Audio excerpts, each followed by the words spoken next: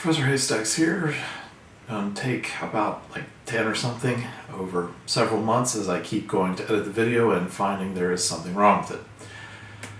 So before we get started, I would just like to note that while I've used Bobby C's picture here for continuity purposes with the previous video for the last problem, he did not participate in this particular script, so all opinions presented here are my own.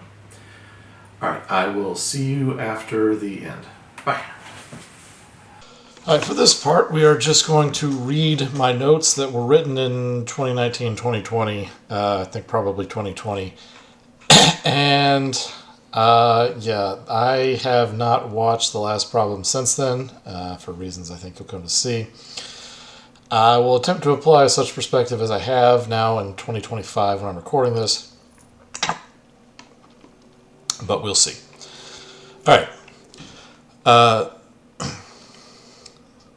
What I first have here, the distant finale is a common enough thing that there is a TV tropes page on it, but it lends itself better to some shows than others.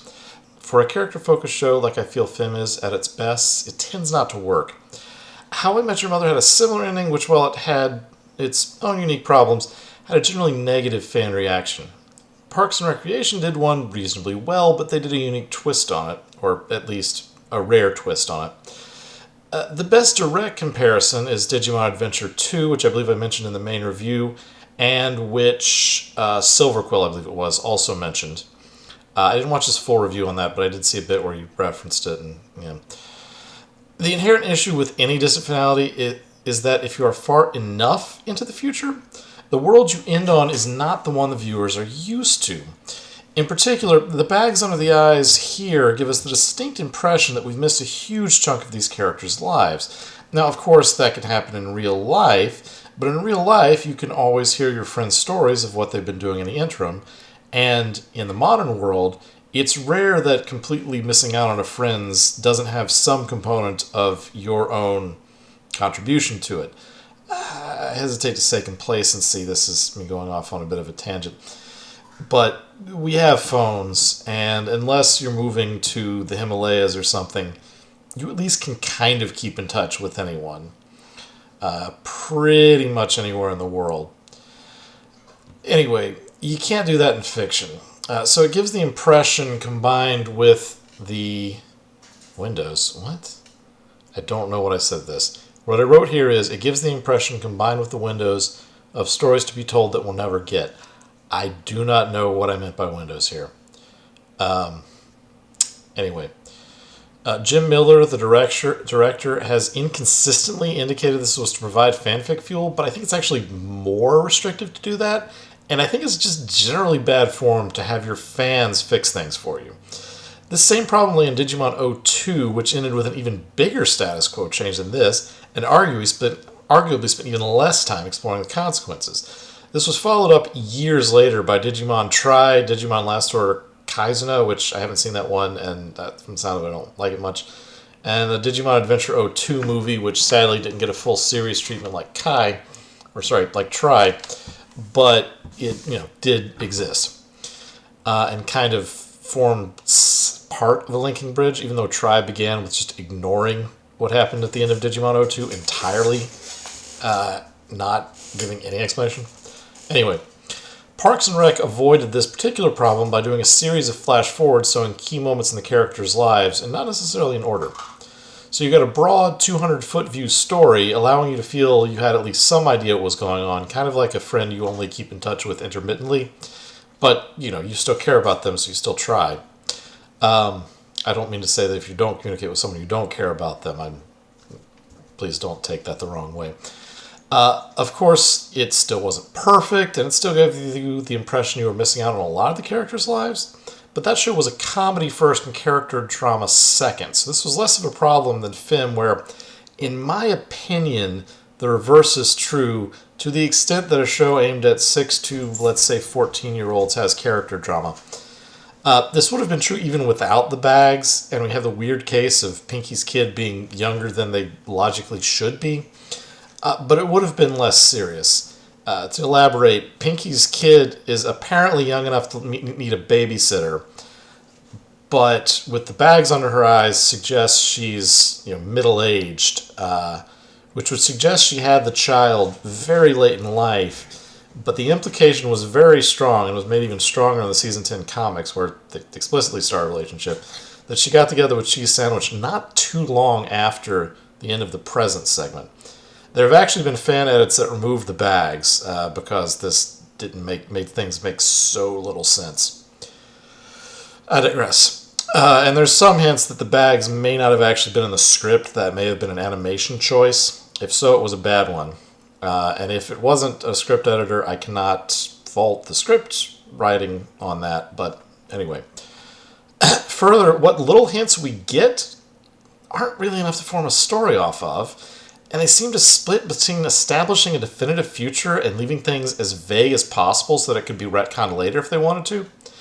Heck, despite the name and seeing the three together in the closing montage, it would be entirely possible to come back and say that Little Cheese was Cheese Sandwich's child and Pinky was her usual caretaker or babysitter, or that she was Pinky's child named after Cheese Sandwich and not actually Cheese Sandwich's child. Either way is possible. They could always come back and do that. This also exacerbates what I like to call the shipping problem. Returning to Digimon 02 for a minute, it implied certain ships, sunk others, but only actually confirmed one. The attempt here was to avoid angering fans of one ship or the other, particularly as in that show they were all children, and, well, you can understand why they wouldn't necessarily be ready to form long-lasting relationships. But there were at least some hints of the implied ships beforehand, and it was also hinted for the one confirmed one. Parks and Rec only showed in the future such pairings as had already been canonized in the show. Others were deliberately not mentioned and left ambiguous.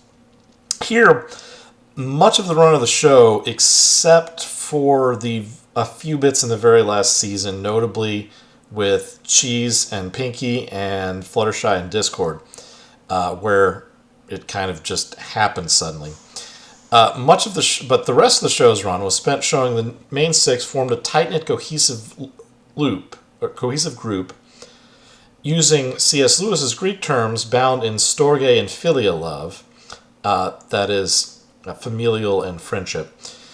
The presence of eros, romantic love, can sometimes be inferred.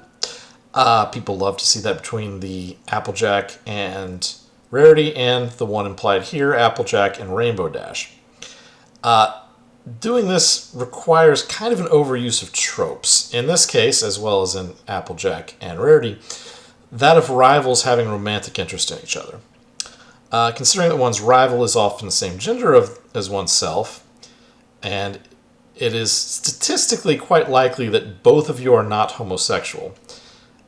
Even if that does match up, constant fighting tends to make a relationship unstable, especially if it gets personal the way AJ and RD, Applejack and Rainbow Dash, have made it as recently as Trivial Problems. If we had shown them working through that, maybe, but that was kind of the last interactions we saw on them were them making their beefs very personal. Furthermore, the two ships most hinted at in the series, the two ships with Starlight, namely Starlight and Trixie and Starlight and Sunburst, which seemed to vary depending on the writer, which writer wanted which ship, are not touched on. Starlight had episodes which established romantic interest, in my opinion, from Trixie to Starburst, and from Trixie to Starlight, and from Starlight to Sunburst, but not really the other way around. This set up a love triangle that I felt like may have been intended to be followed up on in a hypothetical Older Kids spinoff, or may have just been a result of different writers writing it. I've seen fan things which resolve the issue by having them in what is called a throuple. No comments on that one way or the other. Even Discord and Fluttershy here is a bit of a stretch. They certainly had a close relationship, but before the final season, the romantic aspect was at best oblique. I wouldn't even go so far as to say it wasn't really even present before season, 8 or 9? Season 9. Again, it's possible to read implications in the previous reactions, but this is retconning that relationship building, and it again establishes the weird precedent that if you're particularly close to someone, it must be romantic. It's very strange. There's even 2 episodes where Discord and Celestia engaged in what, for Discord, seemed like mild flirtation, although that could have been interpreted as Discord attempting to annoy his rival rather than genuine interest. Discord didn't display that sort of flirtatious behavior with Fluttershy prior to Season 9. Now, his protectiveness, seen as early as Season 6's finale, does seem to suggest something beyond a normal friendship, but it felt more like he was an emotional anchor, what you might call a, comfort object when it's an object, but emotional support pony, let's say. That sort of emotional dependency is also dangerous in a relationship, and we skip over any sort of development that may have had him working through that. Now, I'm aware that there's bits in the comics for Generation 5. It's not even clear to me if those are canon to Generation 5, the show, which I didn't see all of. I watched the movie in the first season, and it was bad. It was just kind of boring. And that's kind of the thing. You can be good, you can be bad, you can't be boring. The movie was pretty good. I liked the movie okay, and that's why I watched the first season. But the first season just was a whole lot of nothing. And I understand it made more and more explicit links with Gen 4, and actually, arguably retroactively made things even worse, because at first you could say, oh, well, maybe it's like 2,000 years later, again, or whatever it is, 1,000. But then apparently everything fell apart, within the lifetime of the other main six and just wasn't fixed or something. Again, I haven't seen it. It seems like it just makes things far worse. Now, the one ship more or less confirmed, Pinky and Cheese, has arguably some hints in Pinky Pride, but basically none in the last laugh. You can kind of read it into that, but, Cheese is acting not like himself for most of that. You can maybe see some of it from Pinky towards Cheese, but I don't really see it the other way around in the last laugh, whereas there's some mutual affection and possibly flirtation in Pinky Pride. Those are the only two interactions they have on screen. They get a moment in the comics at one point, and in the Season 10 comics they explicitly get together. Most viewers aren't aware of those, and the Season 10 comics came after. This one basically seemed pure fan service. The other problem here is hinting or confirmed. Those pairings are fan serviced, and unlike the Big Mac Sugar Bell pairing, are not built up by showing a budding romance and developing relationship. Instead, we skip straight to, oh, they've been together for years. This feels cheap and unearned. Apparently, they either realized this or wanted to avoid making too many fans mad. So, all the pairings except for Pink Cheese, for lack of a better word, are made ambiguous enough in the final episode that you could write around it, whereas in some early script links, they attempted to make Rainbow Dash and Applejack, at least, more explicit, and they kind of backed off from that. I have another problem with this, too, although I don't see notes on here, and that is that the creator, I think I might have mentioned this in the main interview, I don't know, but Lauren Faust, the creator, explicitly said that Rainbow Dash is not homosexual. Now, I don't have a problem with Applejack being homosexual, for what it's worth. I have a problem with Rarity doing so, and I have a problem with the main six being shipped with each other. But you could have put Applejack with, I don't know, Cherry Jubilee or the Carrot Pony or something. I've been fine with that. By having the two characters who have the stereotypically non-feminine interests both be homosexual, it seems to send the message that if you don't act like a stereotypical female in some way, or perhaps I should say if you act like a stereotypical male, it must be because you're gay. I don't like the message that sends. It's a form of what I'm told is called gender essentialism that is based on mental proclivities rather than physical ones, and it really irks me. But enough on that. Moving on from, I should probably elaborate on the intermain six pairings. Within a friend group, if two of the people in the friend group and only two are in a romantic relationship, it creates an asymmetry which was not present before. And it creates problems if you want the friend group to continue as it was, at least from a writing perspective. And this again is where it feels like they were trying to have their cake and eat it too. They wanted to create a sense of finality while also leaving things open. And to some extent, it occasionally feels like this whole episode was a torch the franchise and run issue. I don't know. Moving on. Now, Going on from ships to the possible immortality of Twilight. This is also left somewhat ambiguous, but she is very nearly a Celestia recolor, and she has neither bags nor the gray hair that seems to occur on Rarity, although that could be hair dye for a fashion statement of some sort. This would suggest, at the very least, slower aging. Way back in Season 4, Megan McCarthy promised Twilight would outlive her friends, but partway into the production of Season 5, she was moved into working on the movie. And for the second half of Season 8 and possibly the front half of Season 9, there's some timing issues. She was in an executive advisory role, but it's not clear how much she actually contributed. Without her there to remind anyone, this promise seems to have been forgotten or ignored. What we are given certainly hints at an extreme lifespan. Even what's in Gen 5 that I know of doesn't completely contradict this, but it's very unclear. Now, it's possible she aged internally without showing external aging. I've been informed this is not how aging works in the real world, but Young Justice had this happen to Superboy. There were fan theories that as a council or element bearers, they would all be effectively immortal, which would cause other problems in that if they had significant others, they would outlive them. But that need not be considered here. Or that Twilight, as an ascended alicorn, was not immortal as Celestia or Luna, who initially were implied to be born alicorns. The part about not knowing about a phenomenon such as someone being born an alicorn being unknown to them, but who remembers their own birth. They could have also ascended at a very young age. Later comments seem to nix that they ascended at a young age. They could still have been born alicorns. There's also theories of them using age spells to live longer. In one draft of the final episode, which went in a completely different direction, Twilight would have contacted Sunset Shimmer when she suddenly woke up one morning the size of Celestia. It was ultimately deemed that bringing in Sunset was too fiddly. This would have shown Sunset as principal of her school, establishing a timeline later of 10 to 20 years. This idea was dropped for whatever reason, and the whole idea of Twilight wondering about why she was bigger was as well. Of course, the staff of Secundus from the movie can remove alicorn powers. Alicorns can transfer powers, as seen in Twilight's Kingdom. In Gen 5, apparently magic was just sealed. This all could have caused her to age and die at the other ways. There's the amulet for the sun and moon earlier in Season 9. Any unicorn can theoretically operate. So if Twilight is Twilight aging slower is only really a problem if she's either short-sighted or not particularly concerned about outliving her friends, or maybe thinking it's her duty or whatever, but why have the same rulers for centuries? The Yaks must have changed leaders far more frequently, and Yaks do best government.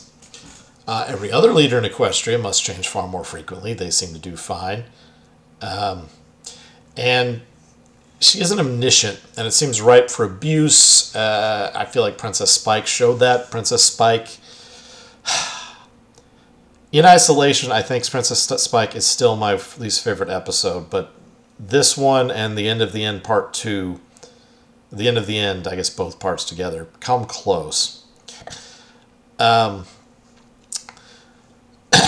Anyway, that's another rant.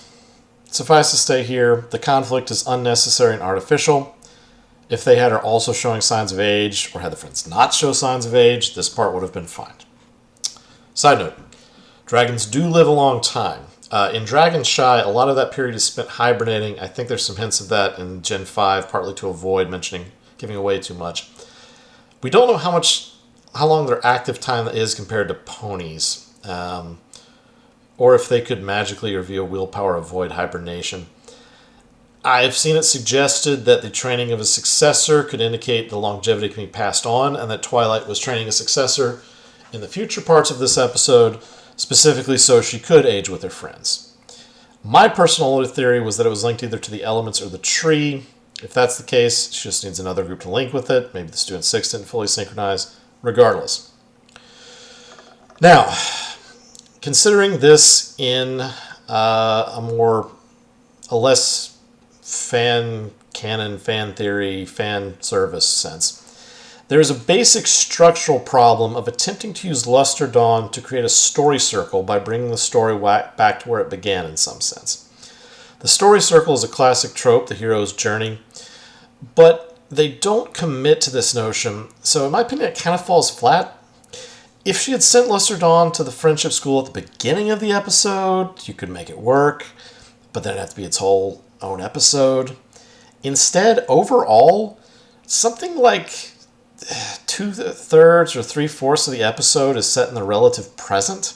So we only actually have a few minutes with Luster Dawn.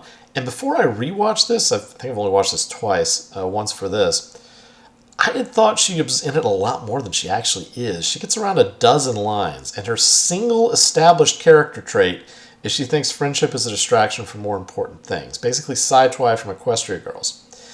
There isn't space to establish any other traits, which is much to the episode's detriment. If we had split this episode in two, it would have helped, but apparently this season was originally supposed to be 13 episodes. It was expanded to 26 at the last minute.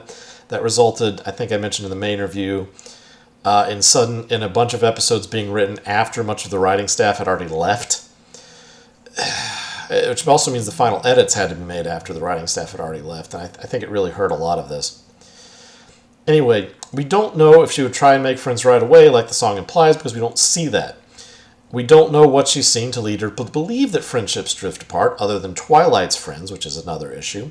We don't know what her actual wants and desires are.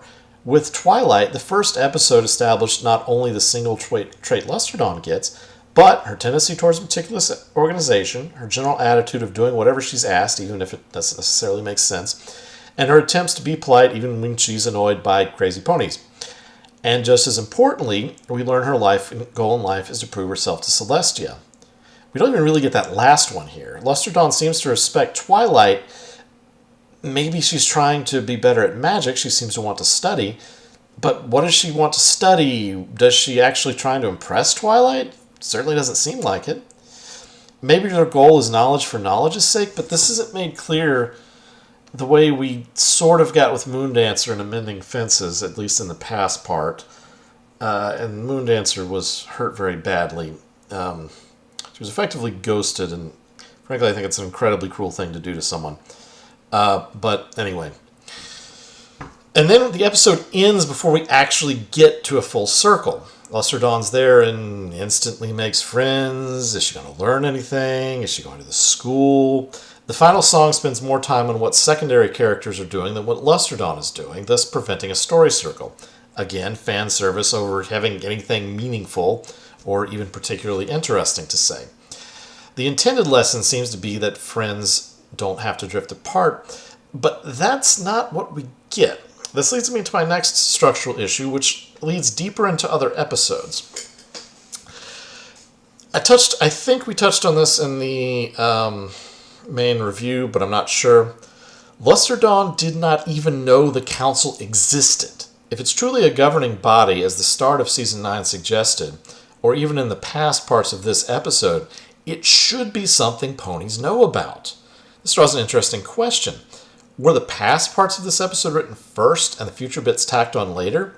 It almost feels like the bits and plot points from Friendship is Forever were supposed to be part of the past parts of this episode. Now, I can't be sure on that, and people have claimed I'm trying to make a conspiracy theory or something by saying that some writers were trying to do one thing and some another, though that was in a larger context of me saying that with any jointly written work, there is never a single definitive vision of it, and anything can be changed. We've seen this with Star Wars, where Disney erased the extended universe because, well, it was always a multi-author work, and whoever actually owns the rights gets to decide that. Anyway, there could have then been a B plot about Starlight putting the book together, and you wouldn't show the clips then. But anyway, I don't think Friendship is Forever was even officially shown in the U.S. at any point. I don't even know if it was officially put on a streaming service. I mean, obviously it's there, but I don't think the previous leaks indicated this bit about Friendship is Forever bits new footage being supposed to go with this, but it would make sense. Also, there's no indication in story that Twilight actually sees her friends outside of the monthly council meeting. It establishes a desire. Uh, Maybe she does, maybe she doesn't. We don't see it. Twilight's story does not demonstrate that point. It establishes her desire not to drift apart, but Lester Dawn's problem doesn't seem to be with the motivation not to drift apart with friends, but with the de facto result. And frankly, even with the miracles of modern communication technology, that happens far too often. There could have been a lesson here about having to go through the effort, but again, we don't see the effort. A better format may have been Lester Dawn following Twilight about her day and seeing her interact with her friends.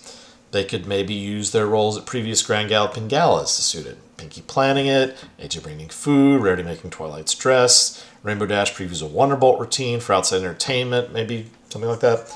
Fluttershy makes sure there are adequate safeguards for the schmooze to attend because the schmooze makes every party awesome. And then at the end, they all go out to eat dinner or something. Would have been nice. Showed that they're not just there for ostensible business and they don't just need an excuse to get together. What the dinner at the end does, it shows they don't need an excuse to get together. You could also do something at that. I took a long writing break at this next part, lost my train of thought. But there's certainly a possibility they meet often in smaller groups, but this is far from clear. My idea for what would bake... Okay, I'm going to get to that later. I have an idea for, rather than doing this, I would eliminate Lester Dawn entirely. Or if you're going to show Lester Dawn, you just show them interacting in a normal day. Maybe not even the Grand Galloping Gala, just something happening showing that they do hang out and do spend time together. Anyway.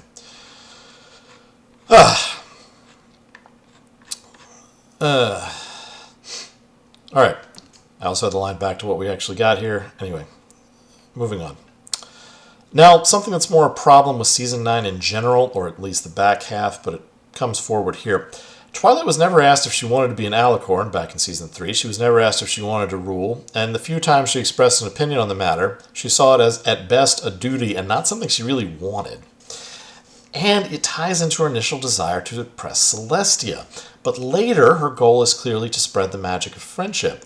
And this is easier to do when not tied down by explicit government responsibilities. What message is this sending to kids exactly? There's certainly something to be said for personal responsibility, but this strikes me as similar to arranged marriages or taking over a family business you have no interest in. In both cases, it is framed as being one's duty, and often perceived, generally wrongly, except in certain societies where you would be killed for not going along with one of those things.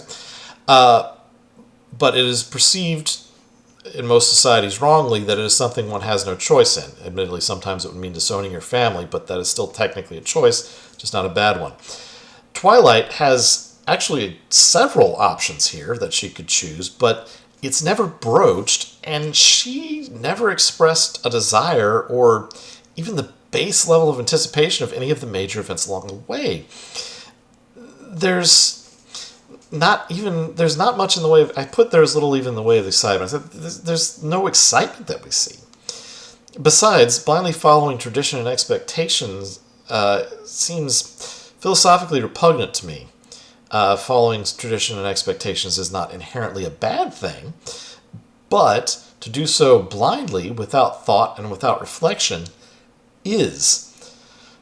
So it seems to me that there's a danger that the lesson taught to young girls is to simply accept whatever you're told you have to do.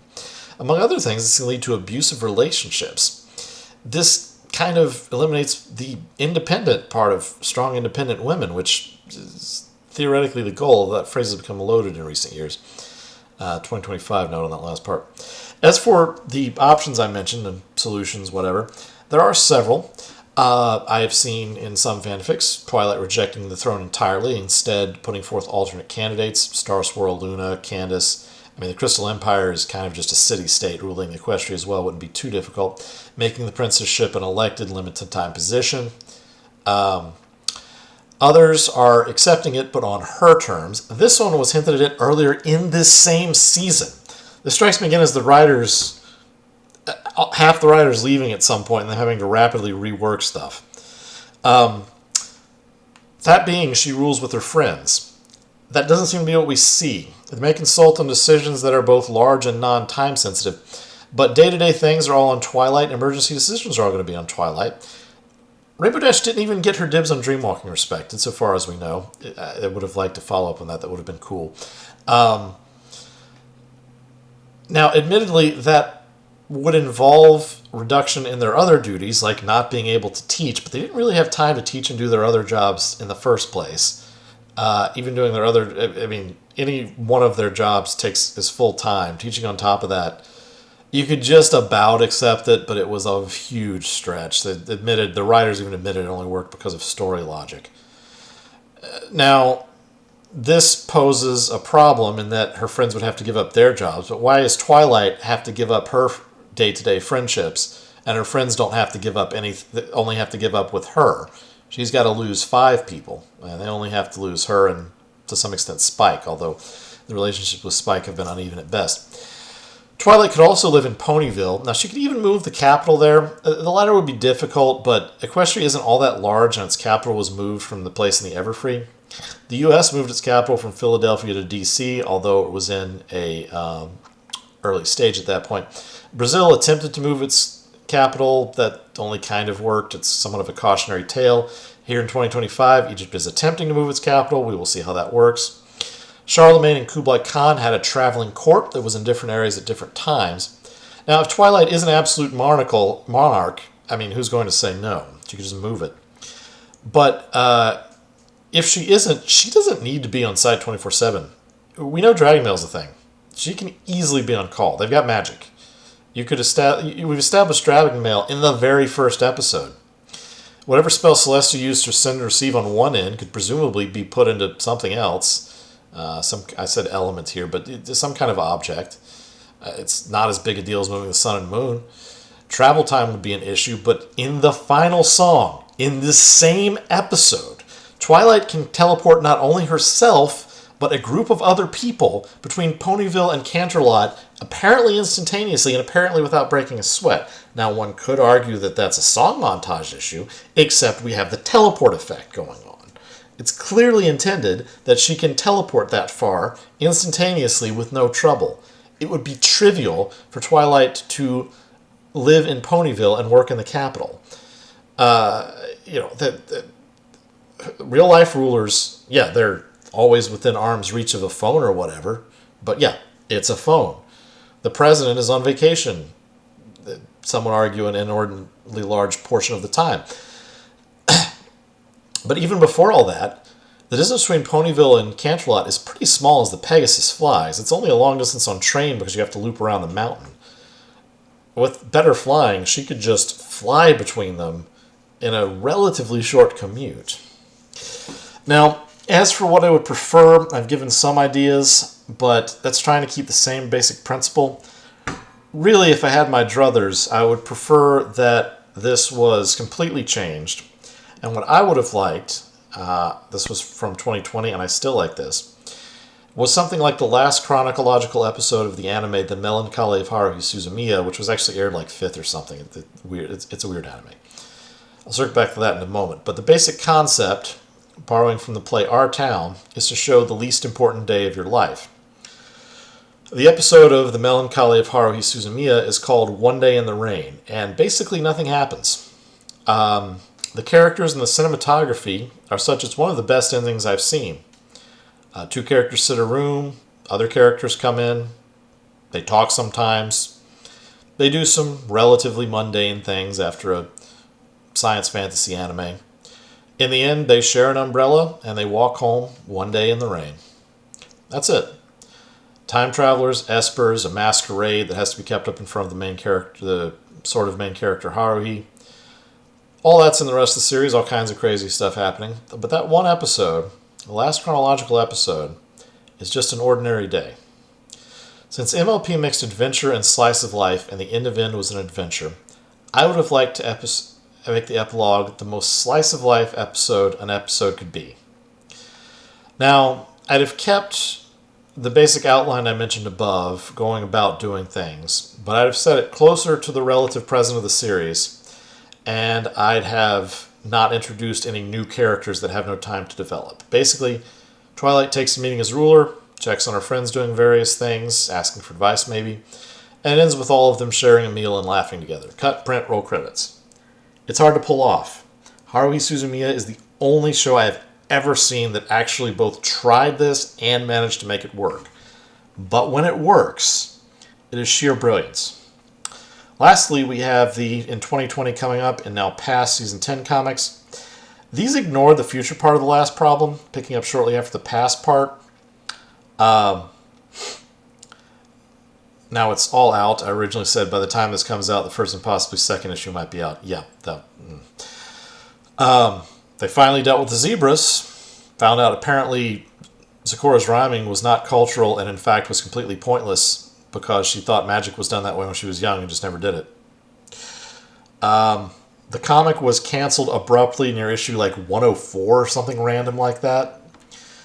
And so they cut off half the arcs they had apparently planned because they had other Trees of Harmony around Ecclestria, and two of them are just glossed over within like an issue each, whereas the first two had whole like 4 or 5 issue arcs dealing with them, and then slice of life ones in between those two, or after each of those two. The comics were inconsistent in quality. Season 10, it was okay, but it really went downhill afterwards, and they doubled down on, Twilight's just in Canterlot now, and her friends aren't, just deal with it. She sends them out on friendship missions or whatever now, but That's the other thing. In season 9, they repaired the Cutie Mark map was back for like 2 episodes, and then it did nothing else. Anyway. The comics redeemed Sombra in what I thought was a satisfying way. The show ignored that. They gave reasonable backstories for Tyrek and kind of Chrysalis that would explain why changelings just didn't transform ages ago. An often questioned aspect.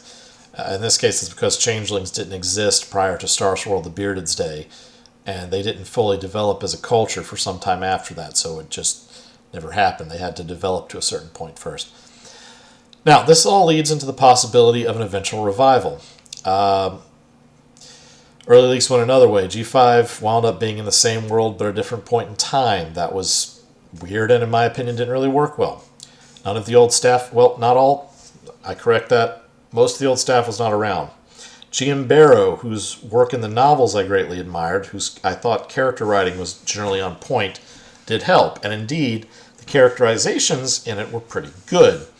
I don't know how many scripts she actually wrote, but the scripts, the overarching plot in Generation 5 became a plot tumor. Whereas we had a different plot every season in Friendship is Magic, this planned an overarching plot from the beginning, but then didn't really commit.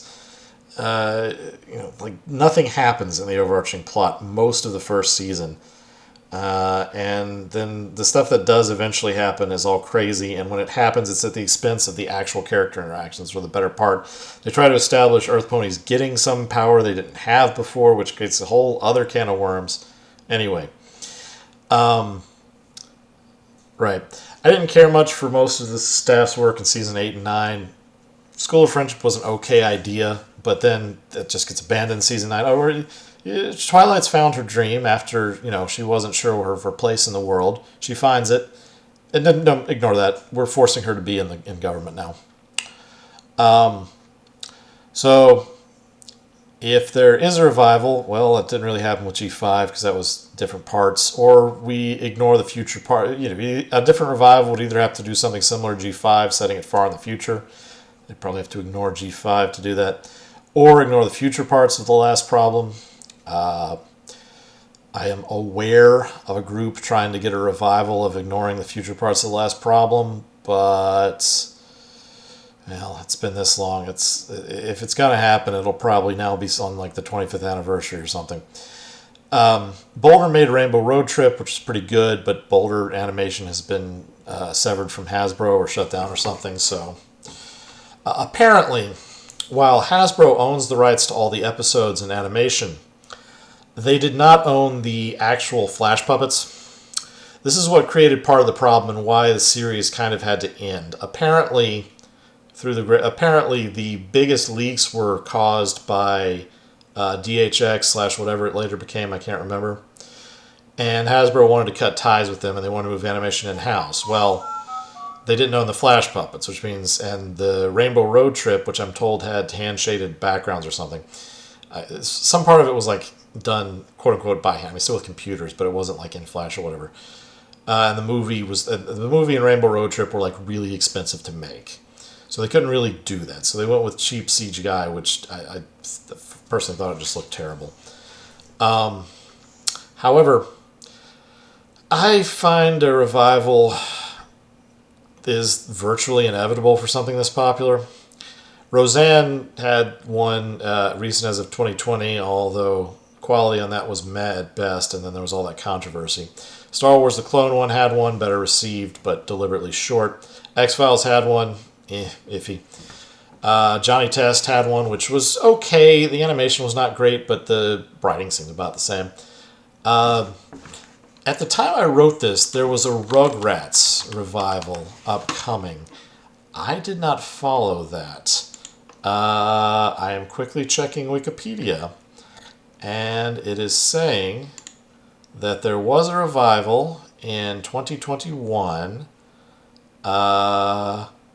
which ran for 2 seasons, never aired 6 of the episodes,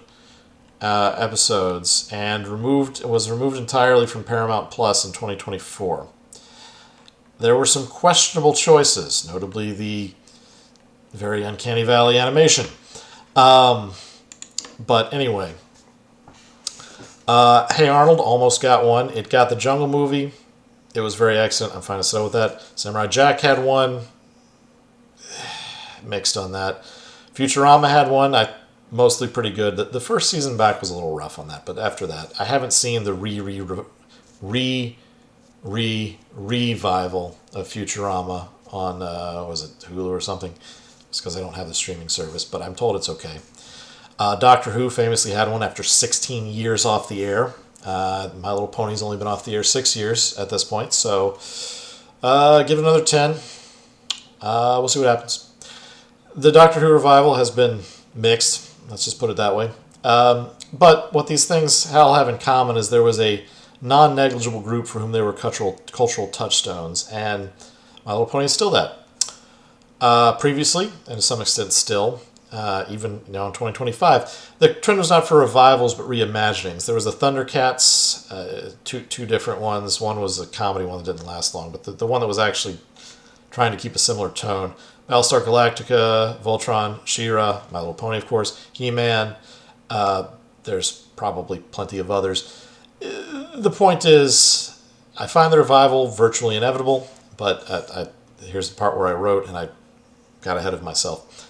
Maybe it'll take till 16 years after it aired. Maybe it'll be 20. But it's a corporate-owned asset, and it's something that was ridiculously popular. I stand by the statement that it will happen eventually. And, well, as long as it happens within my lifetime, I can be patient. I, unfortunately, have drifted from the community at this point, partly because, as you can tell from this long rant, I did not particularly care for the ending. And as far as I can tell, the fandom is divided into roughly 3 blocks. The largest block thinks the ending was okay and is fine with it, and it's fine just to do fandom stuff with it at this point. There is a smaller group that believes it was the perfect ending, and I do not understand this in the least, for all the reasons I have pointed out here. And there is a group who believes it was a horrible ending. To what degree varies. I've seen one person who says it was the worst television show finale, season finale, series finale they've ever seen. So I haven't been able to... I mean, I also had a kid in 2020, so that took me out of it a lot. But I've been far less involved with the fandom since then. From what I can tell, the fandom has faded somewhat, which that happened with Digimon 02 when that happened. And it happened with Star Trek during the years that was off the air. The fandom's always a bit bigger when something's actively going on in it. So, but I'm hoping that if a revival can really make it work, which I admit is a hard bar to clear, but maybe someday, and I said I'm willing to be patient, we'll get a good revival, something like happened with Doctor Who's first season anyway. Maybe it won't sustain it, maybe it will, who knows. But I'm hopeful we'll get that. Still, I can be patient, and I still enjoy seasons 1 through 6, and to a lesser extent 7 and 8, and 1 or 2 episodes from season 9. I really wish they'd put seasons 8 and 9 on DVD just so I could have a complete set, because I'm something of a collector and I really hate that. I can't remember if Rainbow Road Trip was on DVD at any point. But I think I'll live at that. I think I'll reiterate this last line and then stop. So I find a revival almost inevitable. Maybe it will take another 10 years, but I can be patient. All right, and now back to live action me. Here we go. Are we back? I think we're back. Okay, we're back. Hey, Professor Haystacks here. Just a little housekeeping at the end. This was the last long-form video in my queue.